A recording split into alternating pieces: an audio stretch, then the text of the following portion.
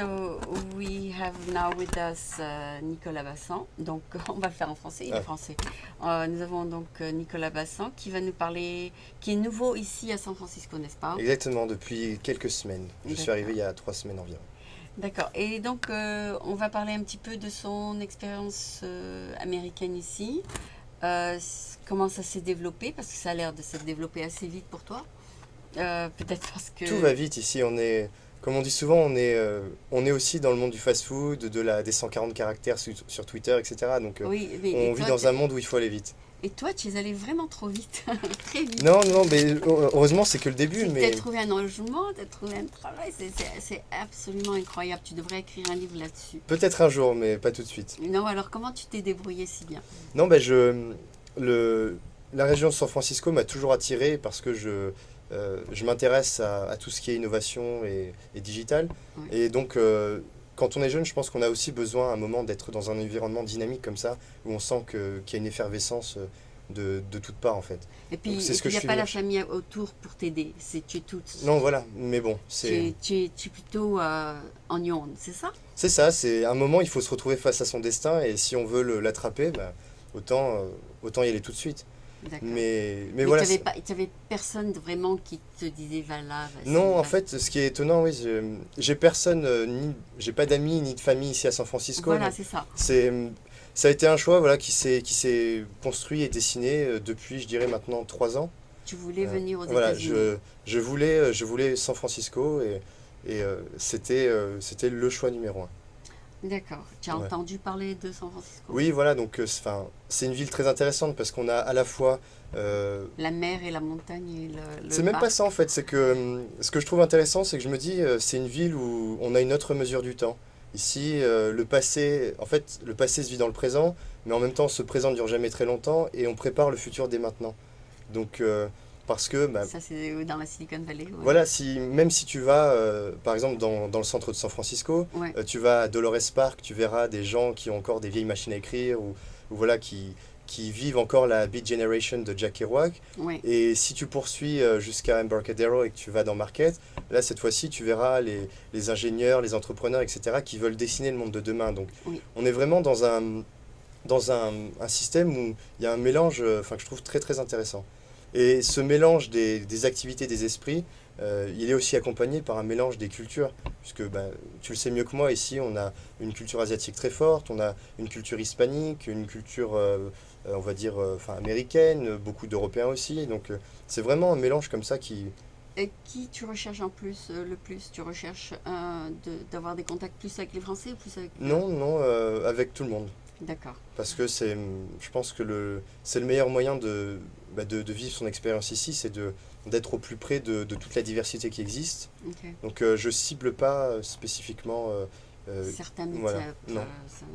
Tu vas pas que dans les francophones, Mick. Non. Ok. Je trouverais ça D'accord. dommage en fait. Ouais, de venir ici C'est ça. pour aller revoir les C'est- Français. Et que penses-tu des Américains? Ah, alors, les Enfin, Américains. je sais que les Américains, c'est tout le monde, mais Non, en alors ce qui est général. intéressant, c'est que les cultures européennes se sont, on va dire, américanisées à travers la publicité, la consommation. Enfin voilà, en Europe, on est quand même très à même de savoir ce qui se passe ici, mais en même temps, les Américains restent très américains dans certaines manières d'être. Euh, on n'a pas, je dirais, le même rapport au quotidien. Ici, on aura tendance à être peut-être, enfin, si je rentre dans la caricature, très enjoué, voire un peu trop. Et en tant qu'Européens, nous, on sera un peu plus pessimiste, un peu plus critique. Donc voilà, c'est 2 manières d'être différentes. Oui, et le fait que Rebellion, ce sont des Américains? C'est une entreprise américaine, mais qui Ah, a été d'accord. fondée par un Français. D'accord. Parce Voilà. que je voulais, quand tu parles de critique, dans les compagnies françaises, on peut exprimer la critique beaucoup plus Fait- naturellement que dans une compagnie C'est ça. américaine où il faut un peu se inhiber Exactement. et ne pas vraiment dire ce qu'on pense. Parce que nous, en France et en Europe, on voit la critique comme quelque chose Bien. de bien et Ici, surtout qui ils voient- construit un dialogue. Et Ici- ici, ça sera un peu plus... Ici, ils interprètent ça, c'est que tu veux pas être avec moi ou tu Mm. m'aimes pas. C'est ça. Donc, il y a 2 interprétations de la critique dans les 2 pays qui est tout à fait différente. Et ces différents schémas mentaux, on les retrouve même je trouve dans l'espoir de la réussite de manière générale, que ce soit dans le business ou dans la vie personnelle. Euh, je trouve que ici, voilà, on aura toujours tendance à croire que ça va marcher. Quand on prend un verre d'eau, on se dira ce verre est à moitié plein. Oui. En France, on aura tendance à dire ce verre est à moitié vide. Et Ah, je pense que c'est un peu plus voilà, critique. cette base comme ça de modèle de pensée, il a construit une grande part de la différence entre ce que nous sommes en Europe et ce que nous sommes ici. Mais cette différence aussi, je pense qu'elle s'explique, souvent on l'oublie, mais par l'histoire.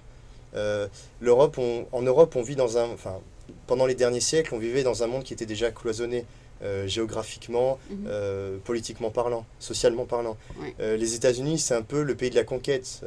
Quand on est arrivé sur la côte ouest, l'idée c'était de conquérir vers l'ouest. Donc il a toujours fallu s'approprier ces grands espaces. Et je pense que ça amène une dynamique comme ça de l'entrepreneuriat et de la liberté qu'on retrouve beaucoup plus marquée ici. Oui, donc tu veux dire parce qu'il y a un mélange de, de gens qui viennent de plusieurs endroits que ça... Ben, voilà, si tu reprends juste de manière basique l'histoire, en dehors malheureusement des Indiens, l'Amérique des Blancs d'aujourd'hui et puis de toutes les civilisations qui ont suivi, elle s'est construite par des gens qui sont donc arrivés ici et qui ont dû conquérir leur territoire. Ah, voilà, Rien n'est acquis en fait.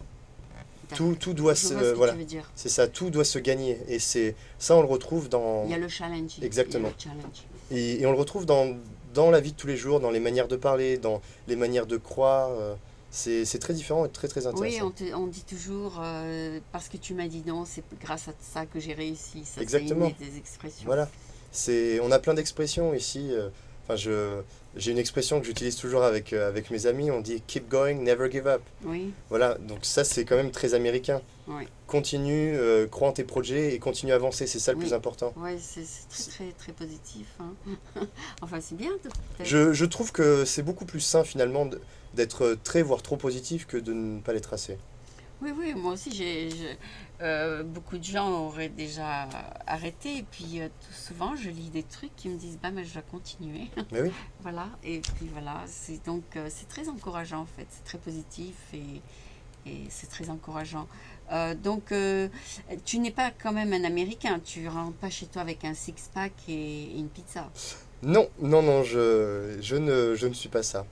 D'accord. Je, Tu fais pas de... je vais dans les bars pour retrouver mes amis et puis célébrer en levant un verre. Oui. Mais j'ai pas mes slices de pizza et mon six-pack quand je rentre chez moi.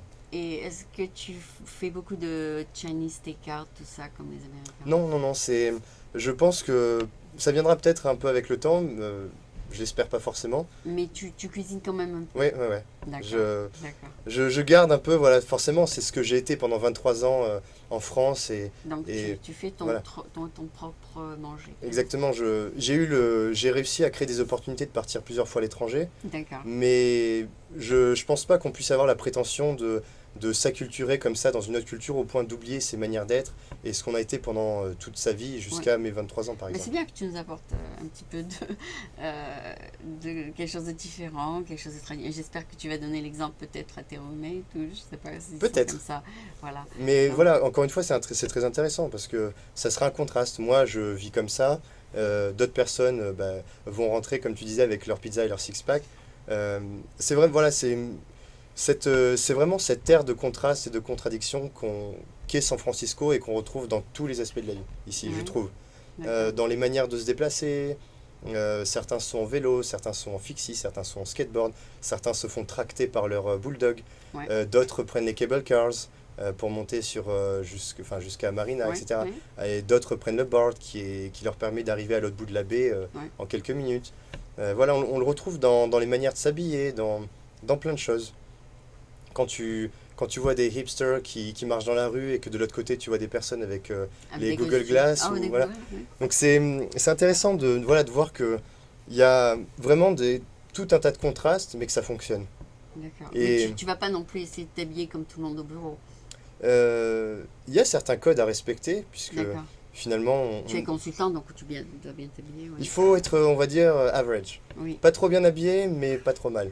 d'accord. Parce que c'est les nouvelles tendances, on va dire. D'accord.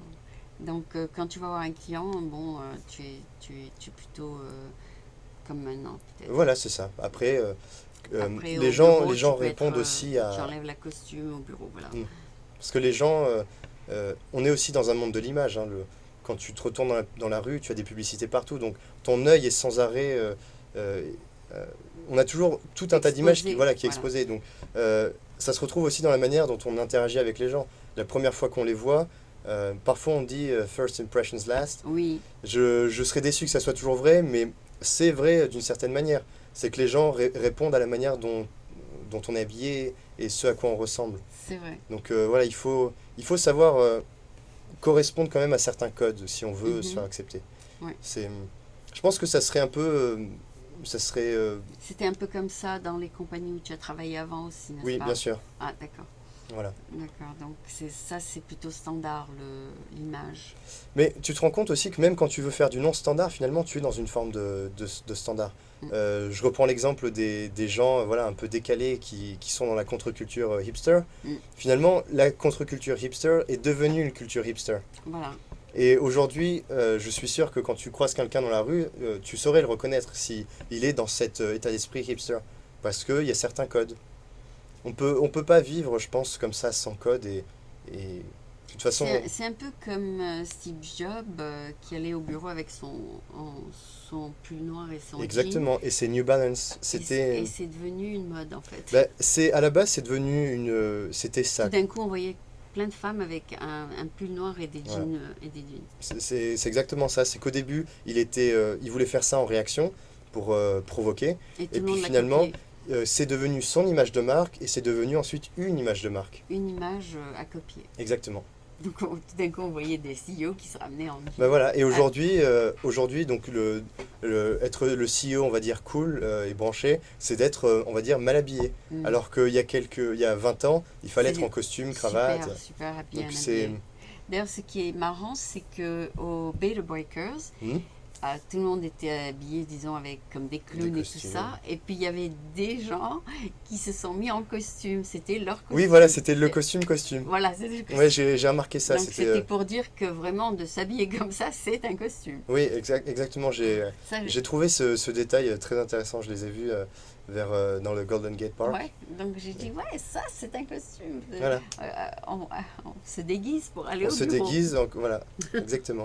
On se déguise pour aller au bureau, oui. Donc, à part ça, donc, tu t'es adapté à la nourriture, tu t'es adapté donc au transport, tu en as parlé. Les transports, ouais, j'aime beaucoup les transports ici finalement. C'est bien. Bah, je pense qu'à part, c'est la première fois que je viens aux États-Unis, donc c'est des suppositions, mais à part New York et San Francisco, ça sera difficile de trouver des villes où on peut se déplacer aussi bien. facilement en transport en commun. En fait, le BART a été fait par des ingénieurs français, donc c'est peut-être pour ça que tu l'aimes bien. Peut-être. C'est vrai qu'en France, on a un maillage de transport, enfin je pense au réseau ferroviaire par exemple, qui est phénoménal. Mhm. Et Donc, les consultants qui sont venus faire le peut-être BART des consultants, ouais. étaient des Français. D'accord. Mais D'accord. d'ailleurs, tu le retrouves aussi en Chine, au Japon, enfin On fait appel aux Français parce qu'ils avaient le métro à Paris, je pense. Oui, il y a quand même une industrie de pointe qui est, c'est vrai, qui est assez française là-dessus. Oui, parce que bon, je ne sais pas si c'est les Français à Paris qui ont développé le métro, mais ils sont des spécialistes. En tout cas, du c'est un des métros les plus anciens du monde, celui de Paris. Voilà, ça doit être peut-être pour ça qu'ils ont beaucoup d'expérience là-dessus, pour faire arriver les trains à l'heure, à la minute près, etc. Et donc, il y a tout un consulting là-dessus aussi. Effectivement, Je ouais. ne sais pas, ce sera peut-être pas ton domaine, mais Non, pas du tout. c'est toute une engineering Ouais. pour que le train arrive à temps. Voilà. D'accord, donc c'est très très très bien que tu sois ici. Je pense que je ne sais pas s'il y a quelque chose qui t'a touché lorsque tu es venu ici, ou plutôt qui t'a fait très plaisir. As-tu découvert quelque chose qui t'a vraiment emballé ici? Alors peut-être sur un point un peu négatif, mais que j'ai vu dès mon arrivée, je suis arrivé dans Mid Market, Ah, qui n'est pas forcément une zone que les gens la recommandent. pire zone. Mais je me suis rendu compte voilà, que les États-Unis, il ne faut pas oublier que ça reste un système quand même assez exclusif. Et donc voilà, quand je vois certaines personnes... Oui, on a eu peur quand tu as été déposé là-bas. C'est vrai, On a dit on va le protéger celui-là. mais je m'en suis bien sorti finalement parce que enfin voilà, il y a certaines personnes qui sont aussi... Qui ont eu peur pour toi peut-être? non, mais je pense à certaines personnes dans la rue, voilà, on sent qu'elles sont Oui. dans une autre réalité Ouais, et je vois beaucoup plus de gens comme ça ici que je n'en ai vu en France. Et d'accord. donc c'est là aussi où je pense qu'on voit les limites du système américain. Ouais. C'est Nous, on s'est dit peut-être que c'est parce que tu as fait ça par l'Internet, tu savais pas. aussi, ouais, et puis il fallait bien arriver dans un quartier. Donc D'accord. si je commence par le mauvais quartier, comme ça après je n'ai que des bonnes Le- découvertes. Exactement. Là, je suis sûre de ce que tu viens de dire. Donc, il faut jamais se fier à l'Internet. Donc, c'est ça Pas la trop là, leçon. faut s'y C'est fier ça un la peu, leçon. mais pas trop. C'est un peu ça la leçon. La leçon, c'est de commencer sur Internet, mais après d'utiliser son instinct aussi, et puis surtout son ressenti, comme on appelle IRL, in real life. C'est D'accord. que c'est bien beau tout ce qu'on voit sur Internet, les quartiers, etc. Mais tant qu'on n'est pas, tant qu'on Là-dedans. sait pas, voilà, on n'a pas fait une immersion dedans.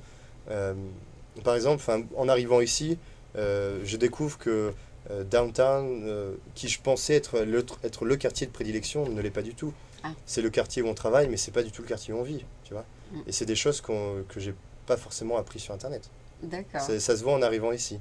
D'accord. Et tu vas plutôt travailler en banlieue, c'est ça? L'entreprise Rebellion Lab est située à Auckland parce que c'est un état d'esprit différent. D'ailleurs, c'est aussi très intéressant de voir que on est dans la Bay Area, mais on a les, ceux qui aiment la baie de l'Ouest, de San Francisco. Donc on a les West Bay Lovers, mais on a aussi les East Bay Lovers. D'accord. Les gens qui disent J'aime bien le ISB. voilà, qui disent que par exemple San Francisco aujourd'hui repose sur un modèle qui est obsolète Mm. et qu'elle essaie de pérenniser depuis les années 50 mais qui est dépassé et que certaines villes comme Auckland arrivent à apporter un renouveau à la fois dans le business, dans la scène artistique, etc. Et qui peuvent l'implémenter. Voilà. Et c'est pour ça que Rebellion Lab est basé à Auckland. Comme je te l'ai dit tout à l'heure, c'est une entreprise qui se veut être... J'espère que tu es dans un bon quartier. oui, c'est au centre, mais voilà, c'est une entreprise décalée qui dit, voilà, on a l'arrobase rebelle et le hashtag impertinent, donc autant être dans des zones un peu impertinentes aussi. D'accord, ben, j'espère que Dieu te protège parce qu'il y a beaucoup de homicides là-dedans. Mais enfin, donc merci beaucoup de nous avoir donné une première aperçu de tes impressions américaines. Et puis, je suis sûre que tu vas découvrir au fur et à mesure beaucoup de choses. Je suis sûr aussi. Merci beaucoup d'être venu. Merci beaucoup, Aline. Au revoir.